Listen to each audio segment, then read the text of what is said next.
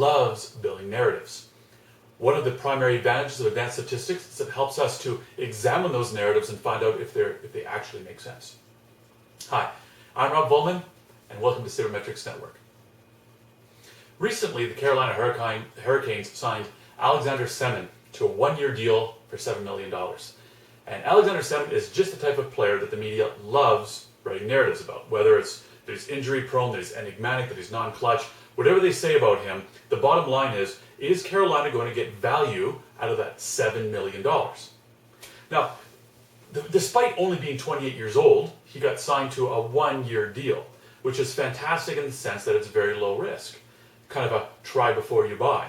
The bad side of that deal, of course, is that it is $7 million, which is a lot of money for a guy with back-to-back 54-point seasons.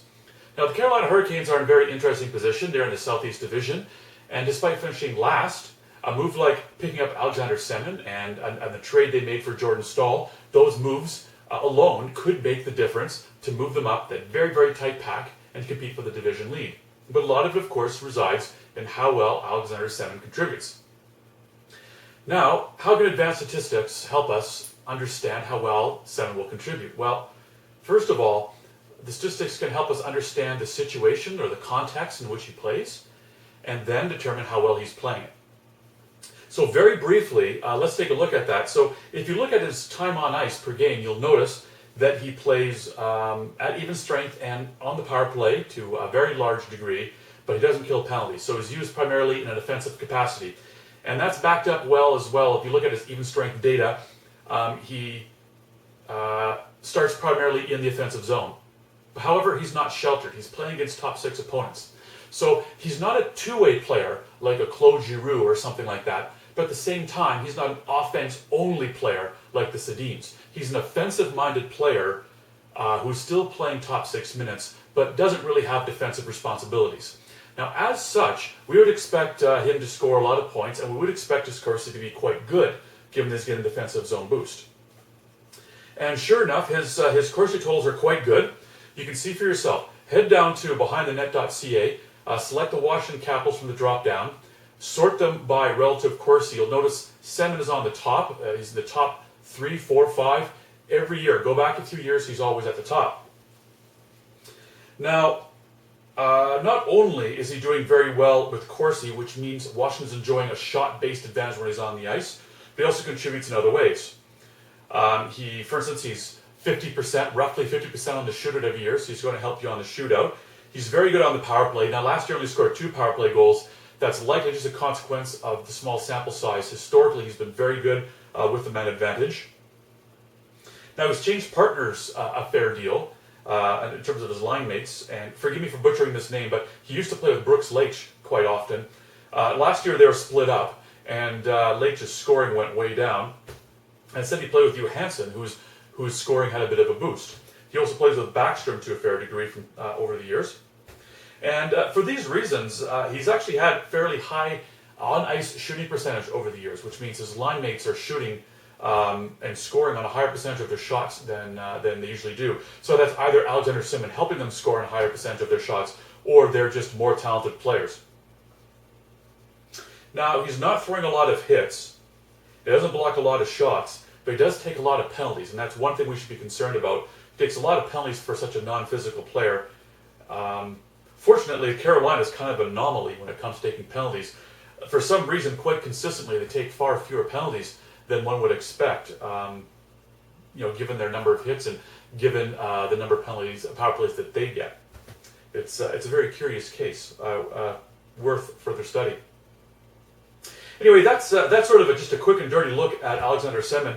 But what I always like to do is get the opinion of another expert. And today I got the opinion of Jeff Angus of Dobber Hockey. Now, he recently wrote an article about Alexander Semin. I asked him to describe the approach that he used, and of course the conclusions that he reached, what his advanced stats are telling him about the player, and also what he thought about that contract. And here's what he thought. Jeff, take it away. I wrote a piece on Alex Semin about a month ago, taking a look at his upside as a player and kind of some misconceptions regarding him. I used a a Bill Simmons piece on Russell Westbrook to sort of provide the backbone of my analysis. And in that piece, Simmons sort of lays out what he calls the 10% theory, where all athletes, regardless of sport, usually have a weakness, and even the greatest players like Gretzky, Jordan, are only going to be using 90% of their true capacity. And even lesser players like Westbrook and Semin, who are still stars, but obviously not all-time greats. Their weaknesses are this other 10%, and for some players, they're going to be more glaring. In Westbrook's case, his weaknesses are poor shot selection and stuff like that, and for Semin, it's regarded as not a good teammate, a lazy floater, an enigma. I mean, we've heard it all, and I wanted to kind of kibosh some of those because a lot of it's not really true. I mean, Semin did have some former teammates speak out, which doesn't really happen in hockey all that often. But some of the numbers, beyond the numbers, I guess I'm using some advanced stats and stuff, sort of paint a picture of a player that is a lot better defensively and a lot more consistent than given credit for. Some of the important numbers I pulled out, over the last 4 years, Semin's been a really good penalty killer for Washington. Per 60 minutes of shorthanded ice time is 4.2 goals against when he's on the ice. It was his top 10 among all NHL forwards. And I mean, he's had such a big impact on all of his line mates offensively, which isn't really a surprise. Over the last 3 or 4 years, only a handful of his line mates have actually done better without him. Obviously, most have done better with him because he's an elite talent, but perhaps more important and more surprising is his play defensively.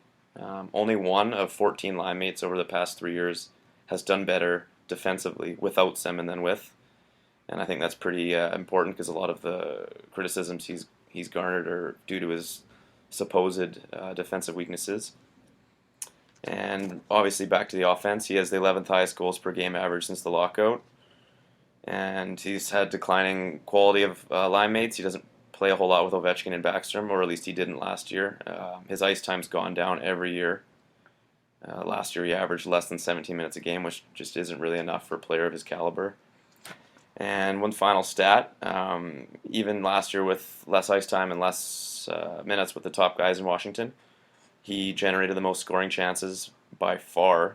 A scoring chance quickly is defined as a clear play directed towards the opposing net from a dangerous scoring area.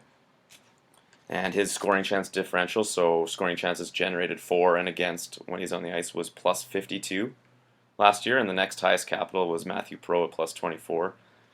I think Carolina's going to be really happy with what they get. They got a 1-year term, which is terrific for them. I mean, the risk is low. $7 million, but at the end of the day, if it's unused cap space, then it's almost like they're getting for free as long as you don't take the perspective of the owner who's actually paying the bills. And I think there's a lot of upside regardless of if he plays with Eric or Jordan. It'd be interesting to see all three of them on a line. It sounds like Carolina may move Eric to the left. But I think they made a very worthwhile risk, and I guarantee that the Hurricanes took a look at a lot of these underlying numbers, and I hope other teams did too, because it's too bad some of the misconceptions regarding him that are circling out there. Thanks, Jeff. So there you have it. Alexander Semin signing a low-risk deal for just 1 year, but for top dollar, $7 million. Now, you have to think he's going to be continue to be used in defensive capacity in Carolina. He's going to be used on the power play, and at even strength, he's going to be used in the offensive zone, probably against top 6 competition. But if the Stahl brothers can take a lot of the heavy lifting, then I think Alexander Semin could be highly effective in Carolina. And if he is, the Carolina Hurricanes could not only get out of the basement, but potentially win the Southeast Division. That's it for me. Thank you for watching the Sabermetrics Network. I'm Rob Vollman. And as always, if you want me to answer a question of your own, look at a player that you're interested in, email me. It's Vollman@hockeyabstract.com. Thanks. Catch you next time.